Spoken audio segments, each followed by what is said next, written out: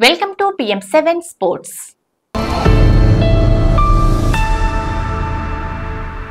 మూడు వన్డేల సిరీస్ లో భాగంగా ఆదివారం ఇంగ్లాండ్ లో జరిగిన రెండో మ్యాచ్ తో భారత్ 4 వికెట్ల తేడాతో విజయం సాధించింది. ఈ మ్యాచ్ లో మొదట ఇంగ్లాండ్ 49.5 ఓవర్లలో 304 పరుగులు చేసింది.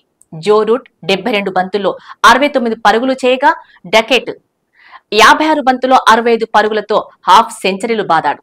ఇక భారీ లక్ష్యాన్ని భారత్ 44.3 ఓవర్లలో 6 వికెట్లు కోల్పోయి ఛేదించింది.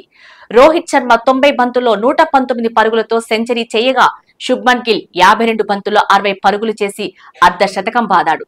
అయితే ఈ మ్యాచ్ లో team India captain Rohit bowler Harshit రాణాపై ఫైర్ అయ్యాడు.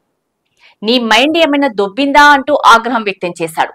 అసలు విషయం ఏంటంటే ఇంగ్లాండ్ బ్యాటింగ్ చేస్తున్న సందర్భంలో హర్షిత్ రాణా 32వ ఓవర్ చేశాడు. ఆ ఓవర్లోని 5వ బంతిని జోస్ బట్లర్ డిఫెన్స్ ఆడాడు.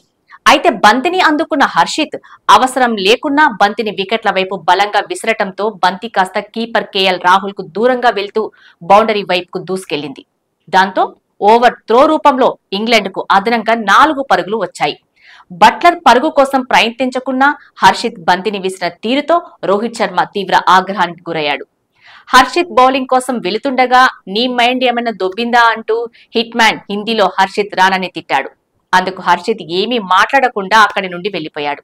ఇందుకు సంబంధించిన వీడియో సోషల్ మీడియాలో వైరల్ గా మారింది.